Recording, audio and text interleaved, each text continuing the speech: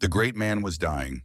Thomas Alva Edison, inventor of the phonograph, motion picture camera, and electrical light bulb, laid in his bed in West Orange, New Jersey, his life slowly flickering out. After years of failing health, he had recently slipped into a diabetic coma, and at age 83, the prognosis was grave. His son Charles stood by his bedside alongside Edison's personal physician, Dr. Hubert Howe.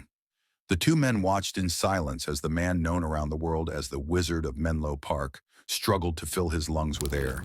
His breath was faint and growing fainter. Outside Edison's stately mansion, Glenmont, a steady rain was falling, and then, as if an homage from the gods themselves, a flash of lightning streaked across the sky. It filled the bedroom with a bright flash that was followed by a thunderous boom. Downstairs, the grandfather clock in the parlor struck 3 times. It was 3 a.m. on October 15th, 1931. The last few years had not been kind to Edison. He had battled a series of illnesses that sapped him of his physical strength, but his mind, that amazing, once-in-a-millennium mind, had continued to stay sharp. The aging inventor loved nothing more than spending the day tinkering in his lab, and had recently become obsessed with solving a riddle that had vexed him for years. Edison was determined to invent a machine that could talk to the dead. The man who, perhaps more than any other, was responsible for bringing mankind out of the shadows and into the modern era, was determined to crack life's greatest mystery. What happens when we die? Edison believed that at its very essence, a person's soul was nothing more than energy. And who could manipulate energy more than he could? Rumor had it he was working on a spirit phone that would allow someone to talk with a dead relative as easy as it was to chat on the telephone. This obsession with the occult fascinated his good friends and fellow titans of industry, Henry Ford and Harvey Firestone. The three would spend long weekends together, camping in the woods, bouncing around ideas, formulating theories, and scribbling their ideas into a leather-bound notebook that Ford never let out of his sight. How close did Edison come to building a machine that would allow a person to talk with the dead? No one knows for sure. Declining health deprived him of any monumental breakthrough, at least as far as the general public knew. Dr. Howe walked over to the bed and leaned down to listen to Edison's breathing. He grabbed his frail wrist and checked for a pulse. Slowly, he turned back to Charles and gave his grim assessment. "It's time," the doctor said solemnly. Charles took a few steps closer to the bed and hovered for a moment. It was hard for him to fathom that his father, one of the greatest minds the world had ever known, was about to draw his last breath. Choking back tears, he looked past the doctor at a figure standing in the shadows. Charles nodded, and a man stepped out of the darkness and towards the bed. He was dressed in a dark suit and tie and wore a black overcoat and wool felt fedora. His face bore no expression or emotion of any kind. The man pulled something out of his coat pocket, then leaned over Edison and placed a test tube near his lips. The dying man took in one last gulp of air and then gasped his last breath into the glass tube. Quickly, the mysterious stranger put his thumb over the opening of the tube and stepped away from the bed. With one hand, he grabbed a paraffin sealer out of his coat pocket and quickly clamped it over the top of the test tube. He shot one last look at Charles, briefly glanced toward the doctor, and without saying a word, strode purposefully out of the room as if he was late for an appointment. As he exited the bedroom, the man passed a handful of servants lingering in the hallway, anxiously waiting for news. He said nothing, dashed down the grand staircase, then stopped in the foyer to confront a nervous-looking gentleman with slick-backed hair and horned-rimmed glasses. His name was Stevens, and he was Edison's personal assistant. "Where is it?" the stranger asked. Stevens stared at the floor and shook his head. "Best to leave it here," he said in a hushed voice. "It should die with him." "Where is it?" the man asked again, but this time in a far more menacing tone. "Over there," the assistant finally whispered, nodding towards a small wooden crate that was sitting in the hallway. The man in the black coat rushed over and peeked inside. "What the hell is this?" he asked, somewhat confused. "It looks like the insides of a radio." "It may look like one, but I can assure you it's unlike any radio you've ever heard before," Stevens said. "You should leave it here. It needs to be destroyed." "My boss wants it, and I'm going to personally deliver it to him." the other man replied, grabbing the crate with two large hands. I've heard it myself. It's not natural, Stevens warned. The man in black pushed the assistant aside. A steady rain was falling as he loaded the crate into the passenger side of a sleek new Model A Roadster.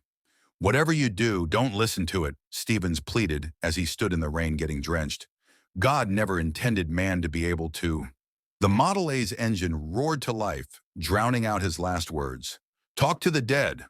The car sped away, down the long driveway, past the manicured hedges and into the dark and stormy night.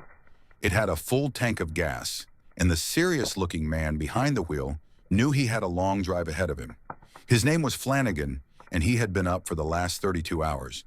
He had flown from Detroit to New Jersey in a company tri-motor on explicit orders from the old man himself.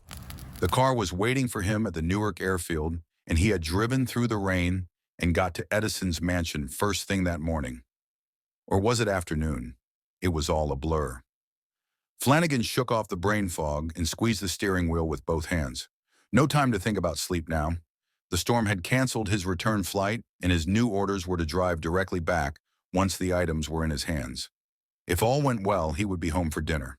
The rain was coming down in sheets, and Flanagan strained to keep his eyes on the road as he barreled through the pitch-black Jersey countryside.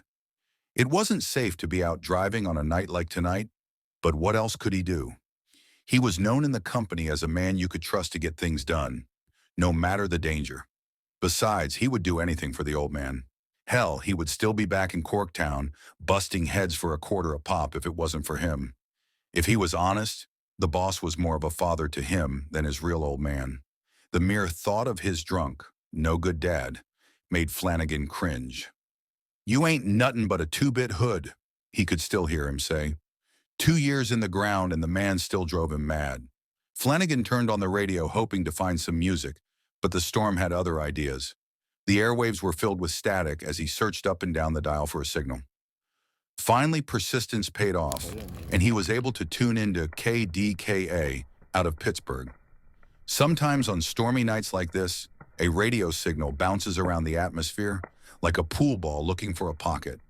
Thanks to the thunderstorm, the distant station was coming in loud and clear, and Flanagan was happy to have the music of Tommy Dorsey to keep him company.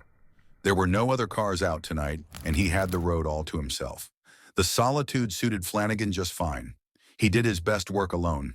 If he had a partner, he would be forced to sit through miles and miles of conversation. Small talk, chit-chat, no thank you. Actions speak louder than words, that's what he was taught.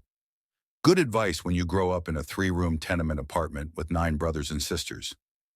You need more than talk to survive. The only words that meant anything to him growing up were his mother's. Every night after working a 12-hour day scrubbing floors, she found the energy to read her children a bedroom story in a brogue so thick you could cut it like soda bread. Flanagan's eyes got moist thinking of his ma, a saint of a woman. He wished he could have been by her bedside when she passed to hear her tender voice one last time. Flanagan caught himself getting mushy and tried to think of something besides his dear, dead mother. Like the big fat bonus check he would get when he got back to Detroit. The old man was obsessed with the occult and paid top dollar for strange and bizarre artifacts. He had recently shelled out a small fortune to obtain the chair Lincoln was sitting in at Ford's Theater the night he got shot, convinced it was haunted by the ghost of the dead president. Flanagan could only assume that Edison's last breath and the so-called spirit phone would be prized pieces to add to his collection. Even if the spirit phone was nothing more than a bunch of wires and tubes, to think Edison's sniveling assistant Stevens actually thought that hunk of junk worked. A bolt of lightning suddenly streaked across the sky and struck a nearby oak tree. Sparks flew like fireworks, and a large branch came crashing down onto the pavement. Flanagan swerved the car and narrowly missed hitting it. He turned his head to look back when he heard a faint voice say, "Keep your eyes on the road." An icy shiver shot down Flanagan's spine. He spun around thinking someone might have snuck into the back seat, but there was no one there. It wasn't the radio either. That's when he heard a low humming sound coming from inside the crate. He glanced over at the wooden box, pulled off the top, and took a look inside. 2 cathode tubes on the back of the strange-looking device were glowing orange. Somehow the spirit phone had come to life. A man like Flanagan doesn't scare easy. Not when you've seen and done the things he had in his life.